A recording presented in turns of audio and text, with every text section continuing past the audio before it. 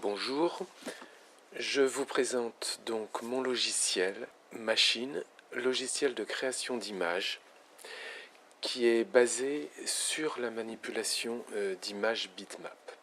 Les découpages, les collages, la superposition, l'aléatoire sont les opérations principales que j'utilise ici. La bibliothèque d'images, il s'agit de ma collection de photos de paysages, d'environnement, toujours très dépouillées, que je réalise au cours de mes sorties, ainsi que de reproductions de mes peintures, de simples fragments qui sont photographiés ou numérisés. J'ai choisi de traiter la manipulation des images bitmap parce que je trouve plus intéressant de travailler à partir d'images issues du réel, en allant vers finalement une image qui va devenir abstraite au fur et à mesure de la création, plutôt que le chemin de la création vectorielle qui fonctionne en sens inverse.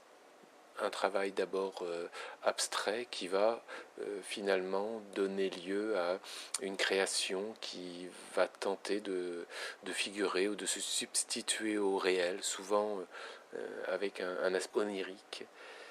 Ici, on est plutôt à l'inverse. Alors ici je vous présente le logiciel affiché sur deux écrans. C'est le mode de fonctionnement auquel je suis parvenu actuellement. Le premier écran présente la projection d'image telle qu'elle est conçue pour être vue par le public, tandis que le deuxième écran lui est consacré à la gestion des différentes commandes. J'ai composé plusieurs tableaux de commandes pour gérer à la fois les différents réglages, les différents paramètres, régler les marges de hasard que je permets sur les différents paramètres, choisir différentes configurations de fonctionnement. Il y a également d'autres tableaux qui me permettent d'accéder aux bibliothèques d'images, de changer ces bibliothèques. Ce fonctionnement, je peux le diriger entièrement au cours de la projection ou bien je peux laisser complètement le programme fonctionner au hasard. Alors, à l'origine de mon travail, il y a près de 3 ans, j'ai cherché à créer un outil informatique afin de réaliser des assemblages de mes petites compositions picturales, puisque un de mes modes de travail, c'est de jouer sur des compositions à partir des nombreux éléments que je compose dans mon atelier.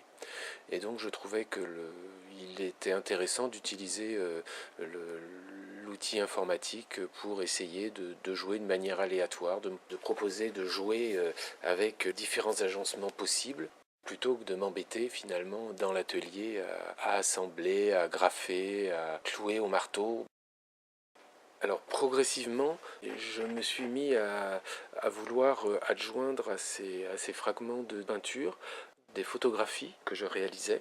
J'ai trouvé que c'était, voilà, pour moi c'était intéressant de faire fonctionner en parallèle mes fragments de peinture et mes photographies, de pouvoir jouer ce jeu de la superposition. Donc pour cette programmation, j'ai utilisé le lecteur Flash Player 8 et le langage de programmation ActionScript. Je suis parvenu à une sorte d'animation récursive, ponctuée de nombreux choix aléatoires.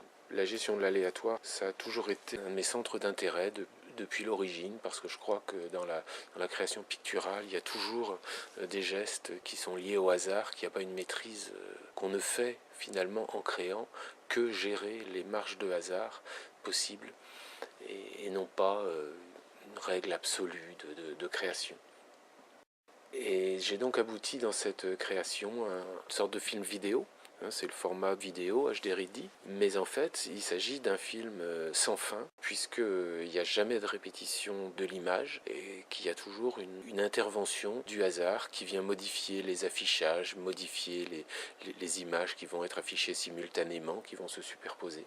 Rapidement dans ma programmation, j'ai voulu pouvoir moduler les réglages aléatoires qui au début se faisaient uniquement dans la programmation avant la phase de projection, et donc j'ai voulu créer un tableau de commandes qui me permette de gérer au cours de la projection les différents paramètres que je mettais en jeu.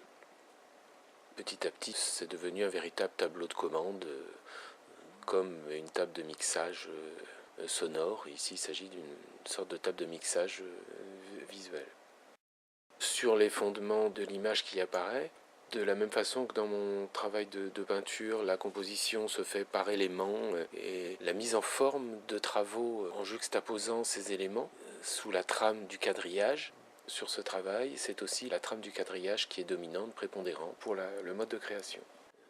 Les réglages du tableau de commande permettent de modifier de nombreux paramètres au cours de l'apparition des images. Puisque ça fonctionne par une superposition, il y a le rôle de la transparence qui est important. Je recours à toutes les différentes valeurs de superposition permises dans les images numériques. Je manipule aussi une certaine dérive des couleurs d'arrière-plan ou des nouveaux éléments. J'ai aussi ce que j'appelle mes machines, qui sont différentes règles d'affichage, soit en fractionnant les images, soit en juxtaposant toutes les images.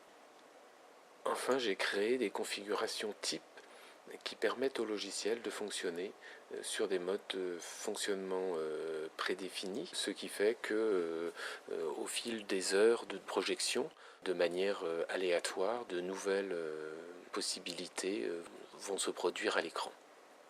Donc cette projection s'appuie sur une bibliothèque d'images contenant plusieurs dossiers, d'images sélectionnées, ainsi que sur des masques d'images qui me permettent de changer la forme rectangulaire à l'origine des images bitmap. Je peux donc moduler la forme. Le fonctionnement du logiciel s'appuie sur de nombreux paramètres de hasard, ce qui fait qu'au fil du temps, l'image se construit, se détruit parfois. Et il y a donc des moments où va se jouer quelque chose de plus intéressant et puis fatalement des moments où il y aura des choses qui ne fonctionneront pas forcément. Et donc comme d'un autre côté toutes les apparitions sont fugitives, chaque image qui apparaît peut très bien ne jamais réapparaître. Le seul moyen de conserver la mémoire de ce qui se déroule dans cette vidéo non enregistrée, c'est de réaliser des captures d'écran de ces images. Donc j'enregistre, je capture des images que je juge intéressantes et ensuite il m'arrive de procéder à des recompositions de grande taille afin d'obtenir une définition meilleure et exploitable sur du papier photo.